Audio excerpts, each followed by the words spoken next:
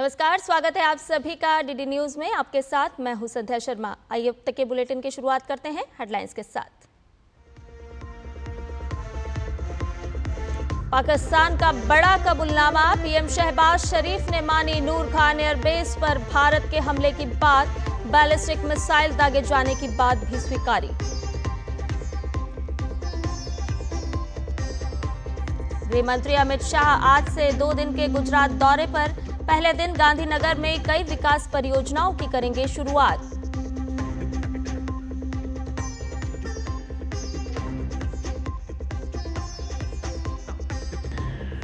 काठमांडू में सागरमाथा संवाद में भारत नेपाल के बीच सहयोग की और मजबूत करने पर हुई बातचीत।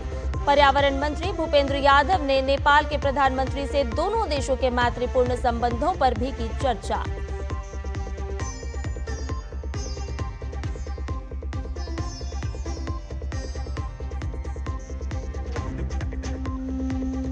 अमेरिका में ट्रंप को दोहरा झटका, बढ़ते कर्ज और ब्याज के कारण मूडीज ने घटाई अमेरिका की रेटिंग। टैक्स बिल पास कराने में भी विफल रहे रिपब्लिकन।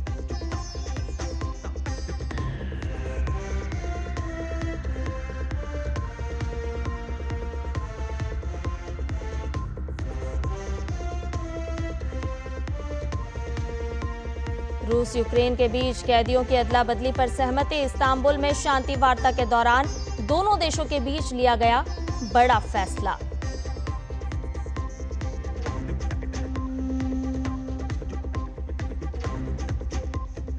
और जैवलिन थ्रो में नीरज चोपड़ा ने रचा इतिहास। करियर में पहली बार फेंका 90 मीटर भाला। दोहा डायमंड लीग में दूसरे स्थान पर रहे नीरज।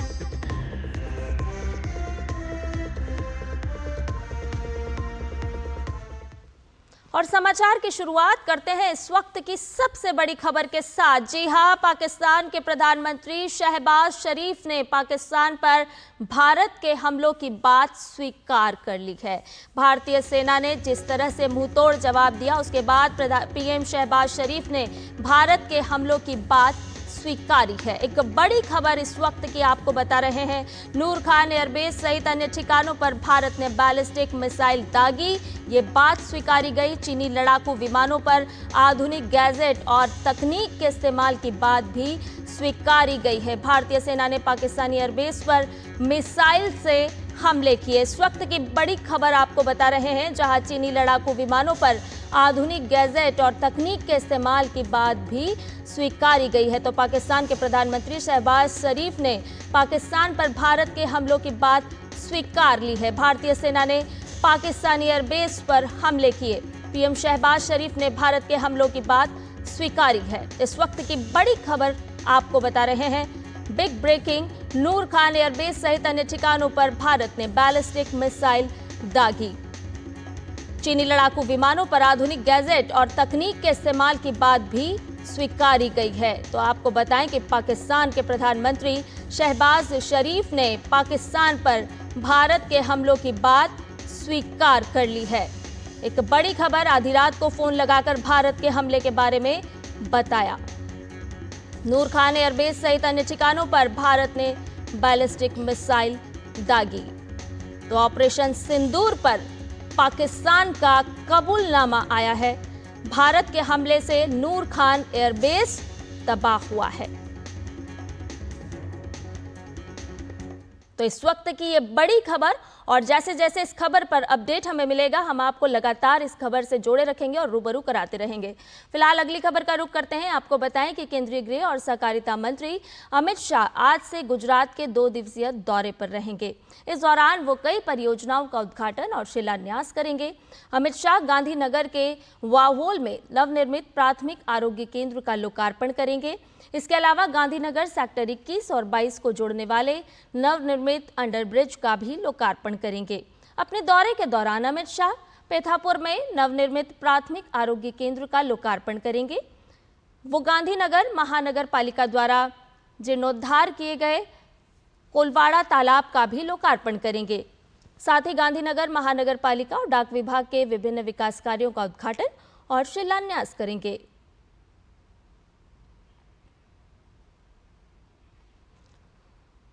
तो गृह मंत्री अमित शाह का आज गुजरात दौरा है, जहां पर वो कई विकास कार्यों का शिलान्यास और लोकार्पण करेंगे। अमित शाह आज से गुजरात के दौरे पर हैं। गुजरात वासियों को कई बड़ी सौगात आज केंद्रीय गृह और सहकारिता मंत्री अमित शाह के माध्यम से मिलेगी। 2 दिनों का गृह मंत्री का ये गुजरात दौरा रहेगा, जिसमें वो विभिन्न विकास कार्यों का उद्घाटन करने वाले हैं, शिलान्यास करने वाले हैं, जिसमें प्राथमिक आरोग्य केंद्र का भी लोकार्पण किया जाएगा। तो जिस तरह से पाकिस्तान से जुड़ी हुई बड़ी खबर से हम आपको रूबरू करा रहे थे, तो आपको बता दें कि पाकिस्तान के प्रधानमंत्री शहबाज शरीफ ने पाकिस्तान पर भारत के हमलों की बात स्वीकार की है। और इसी खबर पर ताज़ा अपडेट के साथ हमारे सहयोगी संवाददाता अखिलेश सुमन हमारे साथ जुड़ गए हैं। अखिलेश, आपसे जानना चाहेंगे, एक बड़ा कबूलनामा पाकिस्तान की तरफ से आया है। हाँ, निश्चित तौर पे ये बड़ा कबूलनामा है। अभी तक ये लोग तो स्वीकार नहीं करते हैं, आमतौर पे ये झूठ बोलते हैं और ऐसा दिखाने की कोशिश करते हैं कि इनके ऊपर कुछ हमला हुआ नहीं। लेकिन जियो न्यूज के हवाले से एक खबर आई है, पाकिस्तान के प्रधानमंत्री शहबाज शरीफ ने कंफर्म किया है। उन्होंने कहा है कि 10 मई को करीब 2:30 बजे सुबह, मतलब रात जब होती है सुबह 2:30 बजे, उस समय उनके जो आर्मी चीफ है सैयद असीम मुनीर ने उनको फोन किया और फोन करके बताया कि नूर खान एयरबेस रावलपिंडी के करीब है, उस पे बैलिस्टिक मिसाइल का हमला हुआ है भारत की तरफ से। तो निश्चित तौर से एक बहुत बड़ा कबूलनामा है। नूर खान उनका बहुत ही सेंसिटिव और बहुत ही महत्वपूर्ण एयरबेस है और उस एयरबेस से हमले की बात स्वीकार करने का मतलब है कि पाकिस्तान ने इस बात को स्वीकारा है कि भारत के हमले से उन्हें काफी नुकसान पहुंचा है। और निश्चित तौर पर भारत का ये हमला कोई ऐसे नहीं हुआ था। जब आतंकवादी हमला हुआ पहलगांव में, उस हमले के बाद भारत ने ये हमला किया था जवाबी कार्रवाई के रूप में और पाकिस्तान को सबक सिखाने के रूप में।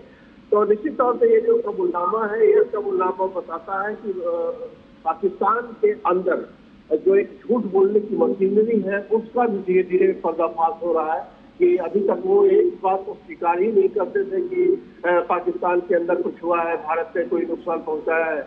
लेकिन इस बात से अब समझ में आता है कि भारत ने निश्चित तौर से बहुत ही टारगेटेड तरीके से जो हमला किया था, और वो हमला इसलिए हुआ था कि उन्होंने जब आतंकवादी हमलों के जवाब में जब हमने हमारी तरफ से भारत की तरफ से 9 जगहों पे 9 आतंकवादी ठिकानों पे हमला किया गया, उसके बाद पाकिस्तान ने इसे अपने ऊपर हमला मानकर भारत के खिलाफ हमले की कार्रवाई शुरू कर दी। तो निश्चित तौर पे एक बहुत बड़ी खबर है और पाकिस्तान के लिए एक बहुत ही कह सकते हैं कि सर्वनाश समय है कि उन्होंने इस बात को स्वीकार किया है। जी अखिलेश, पीएम शहबाज शरीफ ने 9 और 10 मई की दरमियानी रात को लगभग 2:30 बजे जनरल सैयद असीम मुनीर ने क्या कुछ कहा, कॉल करके वो बात स्वीकारी है।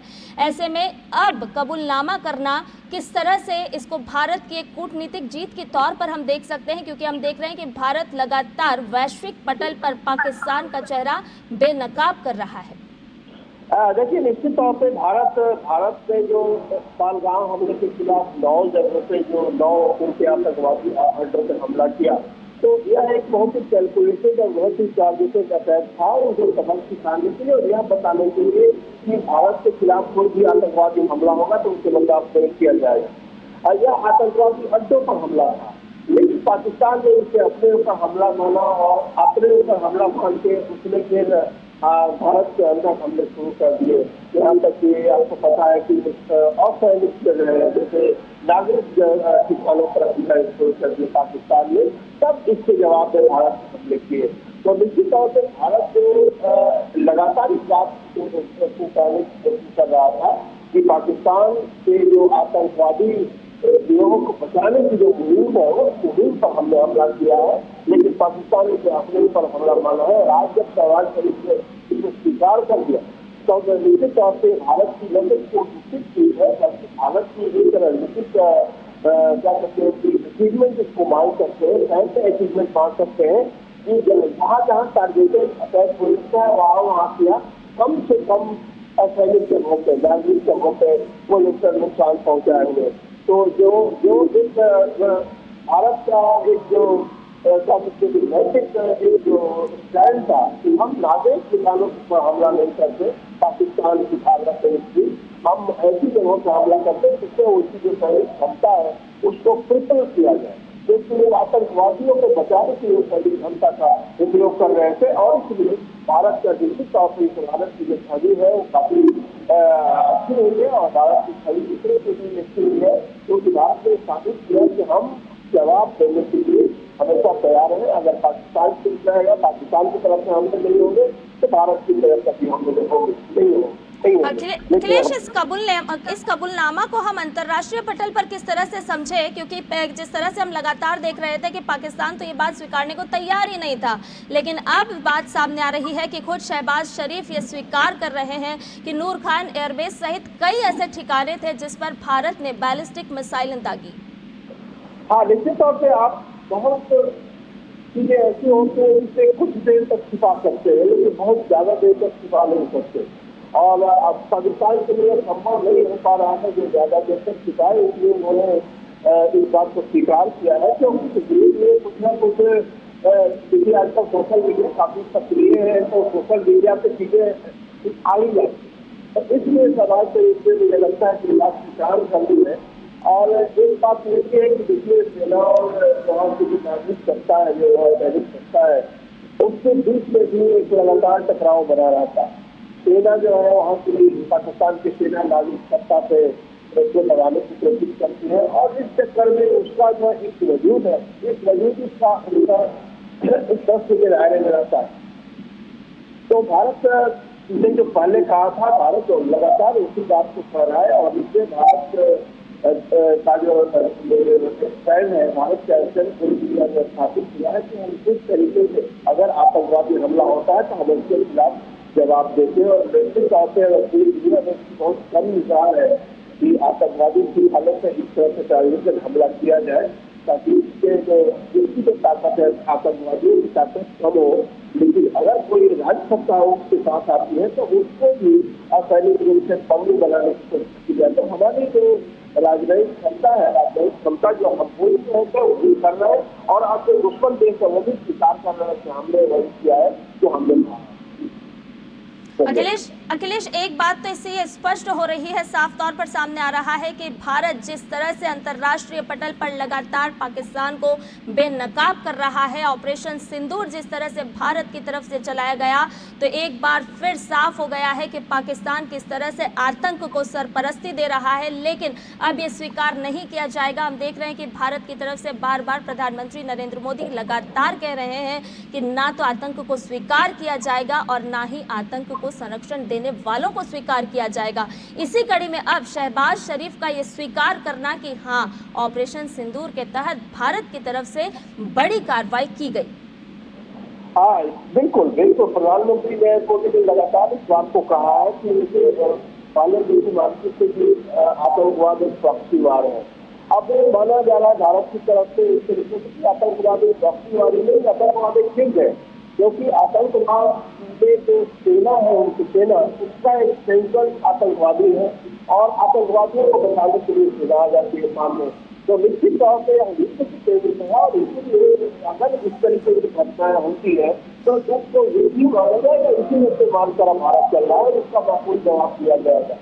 क्या देखते कह सकते कि ऐसी बाल है जिससे कि आतंकवादी है तो हौसले तो तरफ हो गई, वहाँ की जो पाकिस्तान की जो सरकार है, जो सेना है, उससे भी हौसले पस्त होंगे, क्योंकि बेनकाब होने के लिए बहुत कुछ बचा नहीं है।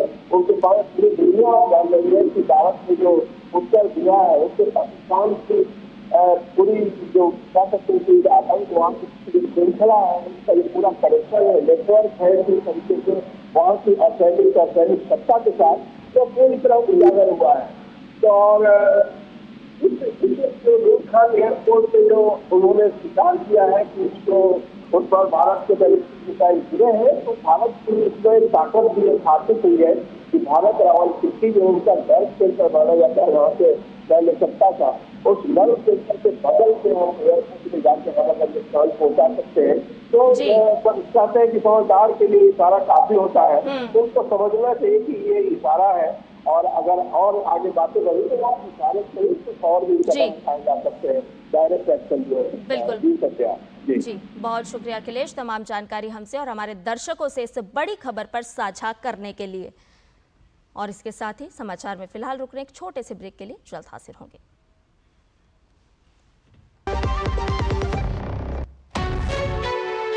विभाग अनेक, कंप्लेंट बॉक्स एक। किसी भी सरकारी दफ्तर, विभाग या बैंक से जुड़ी शिकायत के लिए pgportal.gov.in पर जाएं, रजिस्टर करें, संबंधित विभाग चुनें, शिकायत दर्ज करें और ट्रैकिंग आईडी नोट करें। एसएमएस या ईमेल पर एक्नॉलेजमेंट पाएं और शिकायत का जवाब सीधे मंत्रालय से प्राप्त करें। अब तक 1 करोड़ 12 लाख से अधिक भारतीयों ने भरोसा जताया। सीपी ग्राम्स, आपकी हर शिकायत का हल। अभी शिकायत दर्ज करें pgportal.gov.in। दीदी, नौकरी लग गई। अरे वाह, बधाई हो। तो अब तो ढेर सारी शॉपिंग। हाँ दी, नया मोबाइल। अरे रुको शहजादे, सैलरी से पहले खर्चे। इंस्टेंट लोन भी तो मिलता है। पहले बजट बनाना सीखो, फिर खर्च करो। पर दी, देखो, कमाई का एक हिस्सा हमेशा बचाना चाहिए, लेकिन पार्टी देने से नहीं बचोगे तुम। हाँ दी, पार्टी मेरी, बजट तुम्हारा। अच्छा, आरबीआई कहता है, सही वित्तीय बर्ताव करे आपका बचाव। और ब्रेक के बाद समाचार में आपका एक बार फिर से स्वागत है। खबरों में बढ़ते हैं आगे। आपको बता दें कि केंद्रीय पर्यावरण, वन एवं जलवायु परिवर्तन मंत्री भूपेंद्र यादव ने नेपाल के काठमांडू में आयोजित सागरमाथा संवाद के उद्घाटन सत्र में भारत का प्रतिनिधित्व किया। इस उच्च स्तरीय वैश्विक संवाद का विषय था जलवायु परिवर्तन, पर्वत और मानवता का भविष्य। इस कार्यक्रम में नेपाल के प्रधानमंत्री केपी शर्मा ओली, चीन की नेशनल पीपल्स कांग्रेस के उपाध्यक्ष शियाओ जी और COP29 के अध्यक्ष और अजरबैजान के पारिस्थितिकी मंत्री मुख्तार बाबायेव सहित कई लोग शामिल हुए। सागरमाथा संवाद सम्मेलन को संबोधित करते हुए भूपेंद्र यादव ने वैश्विक जलवायु कार्रवाई के लिए भारत की अटूट प्रतिबद्धता और हिमालय और अन्य पर्वतीय पारिस्थितिकी तंत्रों की सुरक्षा के लिए सहयोगी प्रयासों की आवश्यकता पर जोर दिया। उन्होंने वैश्विक जलवायु संकट से निपटने के लिए भारत की प्रतिबद्धता व्यक्त की और इसके साथ ही पर्यावरण, वन एवं जलवायु परिवर्तन मंत्री ने इस बात पर भी जोर दिया कि दक्षिण एशिया में वैश्विक आबादी का लगभग 25% हिस्सा रहने के बावजूद ऐतिहासिक वैश्विक CO2 उत्सर्जन का केवल 4% हिस्सा है। साथ ही उन्होंने सागरमाथा संवाद की मेजबानी के लिए नेपाल की सराहना भी की।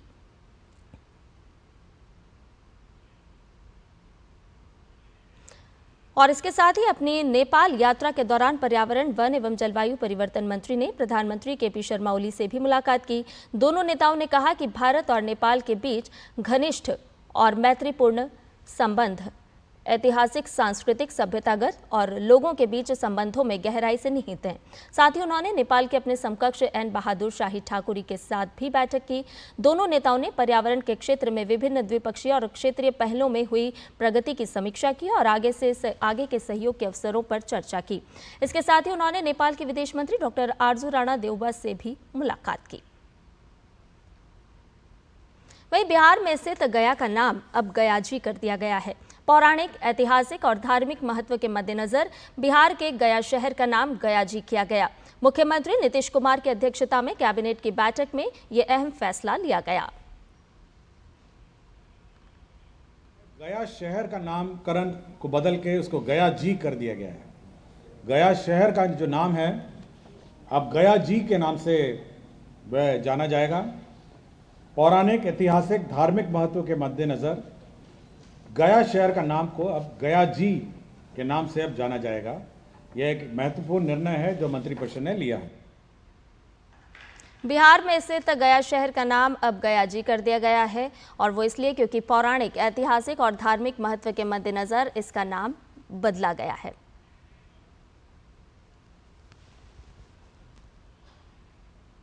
78वें कान फिल्म महोत्सव में भारत एक बेहतरीन शूटिंग और फिल्म निर्माण गंतव्य के रूप में अपनी मौजूदगी दर्ज करा रहा है। भारत की विविधता, नैसर्गिक सुंदरता, सरकार द्वारा प्रोत्साहन और प्रतिभाशाली क्रिएटिव समुदाय ने ब्राजीली प्रतिनिधिमंडल को खासा प्रभावित किया।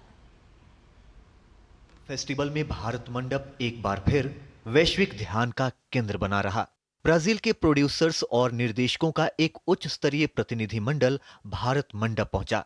भारत सरकार द्वारा अंतर्राष्ट्रीय फिल्म निर्माण के लिए दी जा रही सब्सिडी और प्रोत्साहनों की भी विस्तार से जानकारी दी गई, जो भारत को रचनात्मक ही नहीं बल्कि आर्थिक दृष्टि से भी आकर्षक बनाते हैं।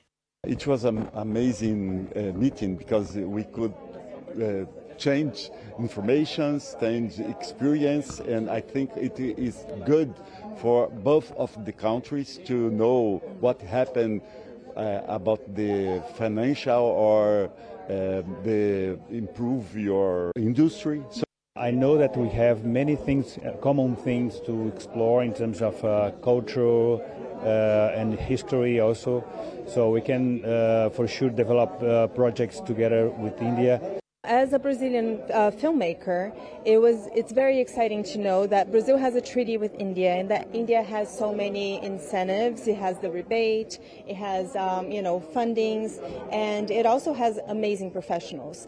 सूचना एवं प्रसारण मंत्रालय भारत सरकार ने भारत में अंतर्राष्ट्रीय प्रस्तुतियों के लिए लाइव शूटिंग के साथ साथ एनिमेशन, पोस्ट प्रोडक्शन और विजुअल इफेक्ट्स सेवाओं और विदेशी देशों के साथ आधिकारिक सह निर्माण के लिए प्रोत्साहन योजनाएं शुरू की हैं। ये पवेलियन जैसे घर है। यहाँ पर आपको मीटिंग्स करना है, यहाँ पे सपोर्ट है, आपको लोगों से कनेक्ट करना है। जो यू नेम अ कंट्री, आपको बोला कि मुझे से उज्बेकिस्तान से किसी से मिलना है को प्रोडक्शन के लिए, या ब्राजील से है ना, तो वहाँ इतना दूर जाना पड़ता है। यहाँ पर आपको मतलब एक ही जगह बैठे बैठे they will get you the best collaborations. मुझे इस लेवल का मोमेंटम पहले कभी नहीं देखने को मिला जितना इस बार देखने को मिला है। इस इवेंट से पहले मैं वेव समिट में गया था, तो मुझे लगता है कि जो इनिशिएटिव के साइन है ना, वो एक छोटे मोटे तरीके के पूरे धमाके के साथ शुरू हैं और वो बहुत ही अच्छे से मुझे लगता है सरकार का जो इनिशिएटिव है to push our talent. Single window clearance, cashback incentive 40% तक, 16 देशों के साथ ऑडियो विजुअल को प्रोडक्शन समझौते। भारत सरकार का ये प्रोत्साहन और ये नीतियां पूरे विश्व का ध्यान आकर्षण कर रही हैं और बहुत जल्द भारत बनेगा सबसे पसंदीदा shooting destination. Camera person Sumit के साथ जया सिन्हा, कान। और भारतीय जैवलिन स्टार नीरज चोपड़ा ने पहली बार 90 मीटर का बैरियर पार कर लिया है। दोहा डायमंड लीग 2025 में मेंस जैवलिन थ्रो स्पर्धा में 90 मीटर थ्रो कर नीरज चोपड़ा ने इतिहास रच दिया है। नीरज चोपड़ा ने यह उपलब्धि टूर्नामेंट में अपने तीसरे थ्रो में 90.23 मीटर भाला फेंककर हासिल की। इस टूर्नामेंट में नीरज चोपड़ा ने दूसरा स्थान प्राप्त किया है। भारत के athletics poster boy Neeraj Chopra Kishore Jena के साथ दोहा डायमंड लीग में भारत का प्रतिनिधित्व कर रहे हैं। नीरज ने तीसरे प्रयास में 90.23 मीटर का बेस्ट थ्रो किया। दोहा डायमंड लीग में नीरज चोपड़ा के साथ साथ भारत की ओर से गुलवीर सिंह मेंस की 5000 मीटर में और पारुल चौधरी महिलाओं की 3000 मीटर स्टेपचेस स्पर्धा में हिस्सा ले रहे हैं।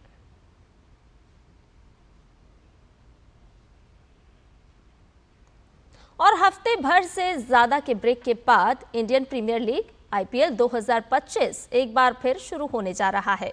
इस सीजन का 58वां मुकाबला आज रॉयल चैलेंजर्स बेंगलुरु और गत चैंपियन कोलकाता नाइट राइडर्स के बीच खेला जाएगा। बेंगलुरु के एम चिन्नास्वामी स्टेडियम में खेले जाने वाले इस मैच में बारिश का साया है।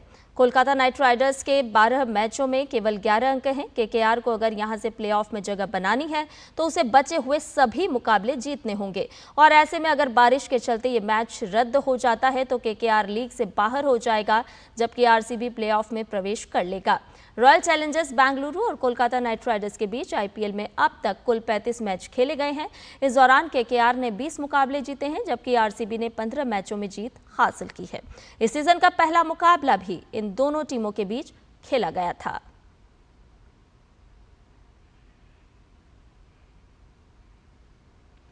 और सोचिए, अगर एक सुबह पूरे देश की बिजली सप्लाई ठप हो जाए, ट्रेनें रुक जाएं, मोबाइल नेटवर्क ठप हो जाए और अस्पतालों के सिस्टम फ्रीज हो जाएं, तो किसी भी देश की सीमाओं की सुरक्षा जितनी जरूरी है, ठीक उतनी ही जरूरी है देश के क्रिटिकल इंफ्रास्ट्रक्चर की सुरक्षा भी, जिस पर घात लगाने की फिराक में बैठे हैं दुश्मन देश, जिसके लिए वो सहारा लेते हैं साइबर हैकर्स का।